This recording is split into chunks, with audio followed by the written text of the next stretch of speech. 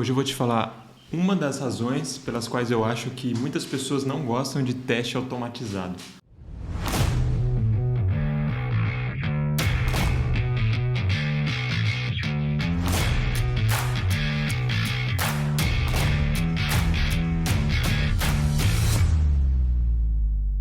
E aí galera, beleza?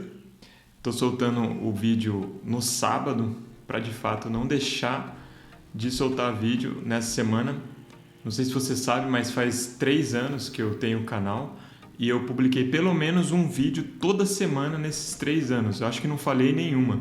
Então não é essa semana que nós falharíamos aqui. Então tô soltando o vídeo meio atrasado aqui no sábado, mas ainda está cobrindo a semana. Vale a pena a gente não abrir precedentes como esse, se a gente quer ser persistente e consistente. Em inglês tem essa palavra consistency, né? Que na verdade em português tem mais a ver com constância. Então se a gente quer ser constante, é bom a gente não abrir esse tipo de precedente. Então estou colocando aqui o vídeo para você nessa semana para não faltar. Então o tema desse vídeo é sobre testes automatizados. Vocês sabem que eu sou um grande promotor do uso de testes automatizados. Eu acho que foi uma coisa que revolucionou a nossa indústria de desenvolvimento, o uso frequente de teste automatizado. Isso começou lá com o Kent Beck, por volta do ano 2000, com o desenvolvimento primeiro do S-Unit, que é o Smalltalk Unit, o primeiro framework de teste automatizado que era para Smalltalk, e depois eles portaram então para o Java, que é o JUnit,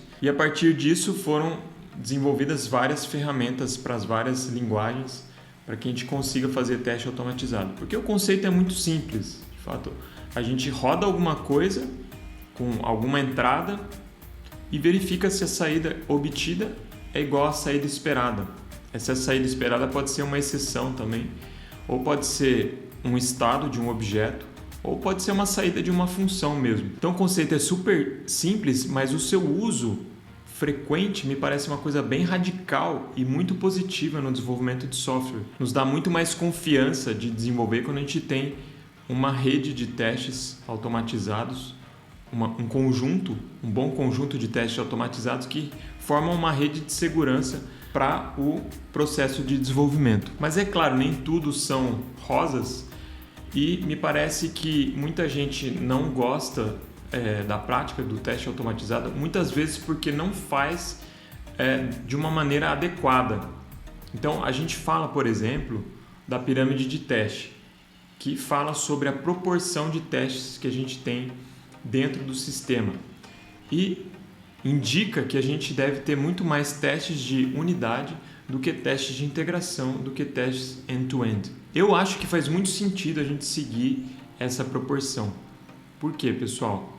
O teste de integração, e aqui voltando, vamos falar um pouquinho sobre o que é um teste de integração. Beleza, a gente tem que ter menos teste de integração, mas o que é teste de integração? Então, dependendo da sua referência, a definição vai ser diferente. Para mim, eu acho que é uma definição bem clara e bem concreta. O teste ele é de integração quando ele envolve mais de um sistema. Não envolve somente o seu sistema, mas um segundo sistema. Então, por exemplo, quando você faz um teste que conversa com o banco, existem 2 sistemas envolvidos nesse teste. O seu sistema conversando com um banco, que é um sistema externo. Então, isso é integração. Quando a sua interface gráfica conversa com o back-end, por exemplo, existem 2 sistemas conversando. Agora, quando tudo acontece dentro do próprio programa, dentro da memória, é teste de unidade. Quando é focado numa parte do sistema, numa funcionalidade. Então, o problema é que existem testes de integração que se disfarçam como teste de unidade. Então, às vezes você está testando uma coisa bem pequena do seu sistema, mas você está tocando no banco. Então, para mim, esse é um teste de integração, porque o mais importante do teste de unidade, pessoal, e aqui eu acho que é o ponto principal, é que ele rode rápido, ele rode muito rápido. Se o teste começa a demorar, a gente não vai querer rodar ele frequentemente. A gente vai passar a rodar ele só de vez em quando. Então, a gente faz uma pequena alteração. Não vou esperar rodar todos os testes para ver se essa alteração não impactou em algo que já estava funcionando. Então, uma coisa muito importante do teste de unidade é que ele roda rápido. Se o seu teste conversa com o banco, invariavelmente ele vai rodar mais devagar. Se o seu teste conversa com o sistema de arquivos, que seria um outro exemplo de teste de integração, porque existem 2 sistemas envolvidos aí o seu sistema de arquivos e o seu sistema de software que está rodando, então invariavelmente o teste vai rodar mais devagar. Então o que acontece? É muito importante que a gente mantenha essa proporção, que a gente não tenha muitos testes de integração, porque senão vai demorar muito para a gente rodar a nossa suíte de testes. Isso está acontecendo no projeto que eu estou trabalhando. A gente tem lá 300 testes e a maioria dos testes são de integração.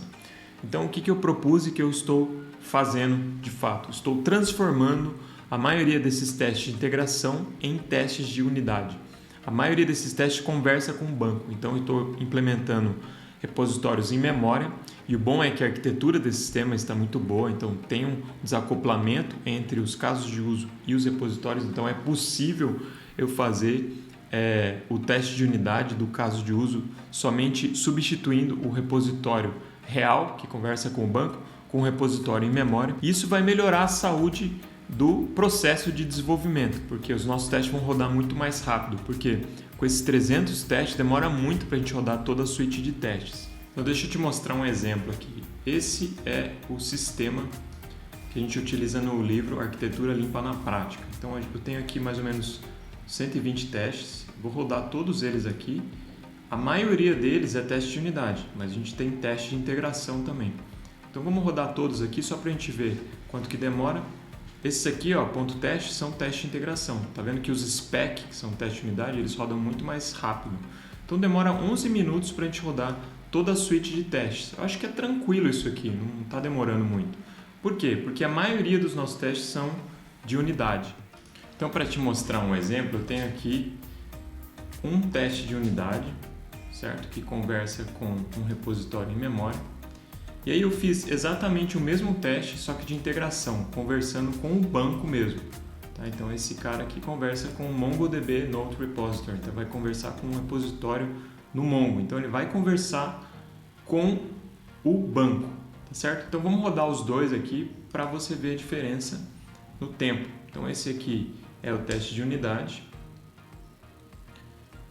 Ele demora 2,4 segundos. E esse aqui é o teste de integração.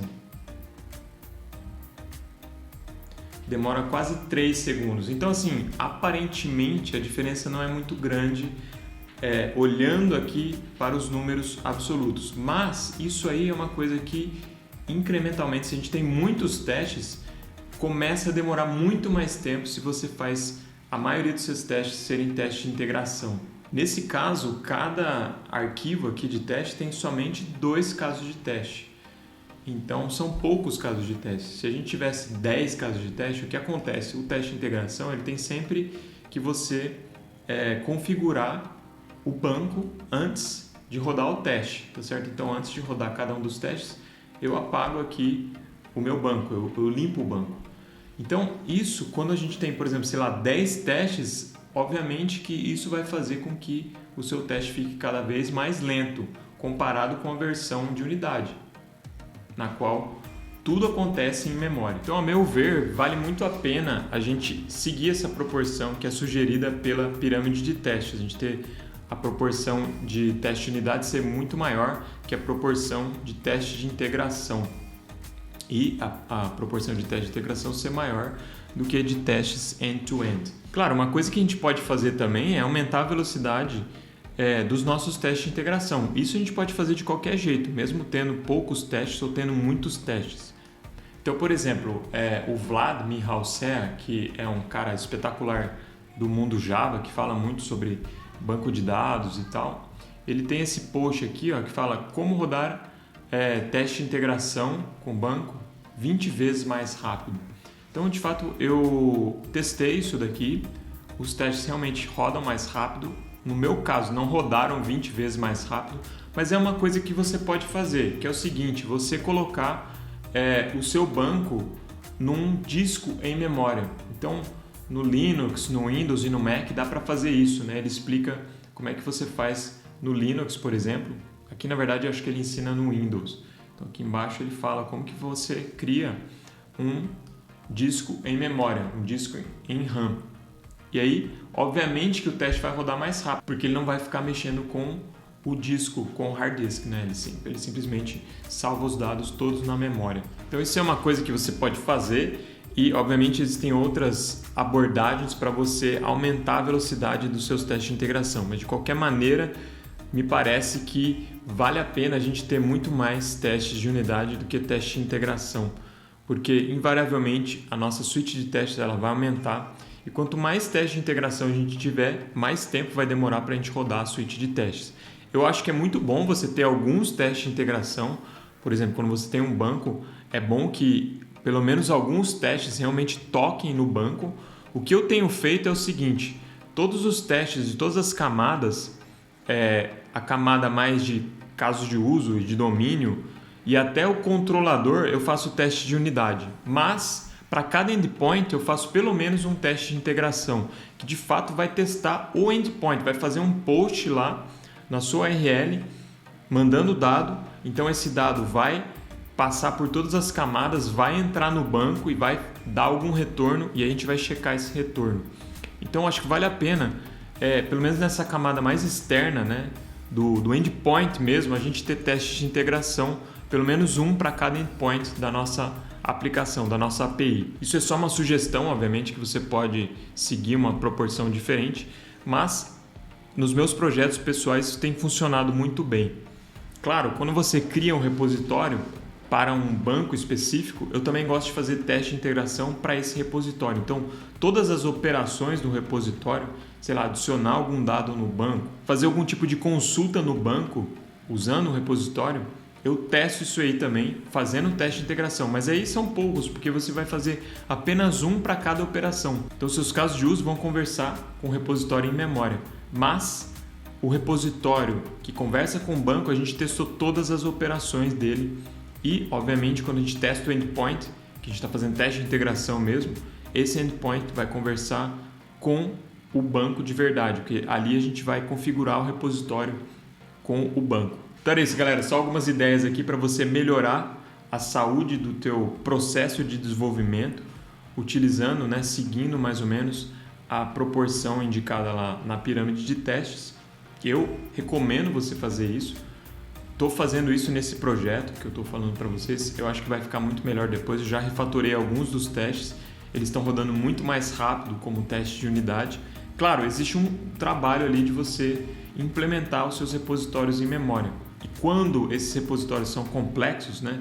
Quando as suas tabelas têm muitos joins, têm muitas relações, esses repositórios em memória vão ficando um pouco mais complexos também. Mas não é nada impossível e que eu acho que atrapalhe você fazer teste de unidade. Então é isso, galera. Fiquem com Deus e até o próximo vídeo.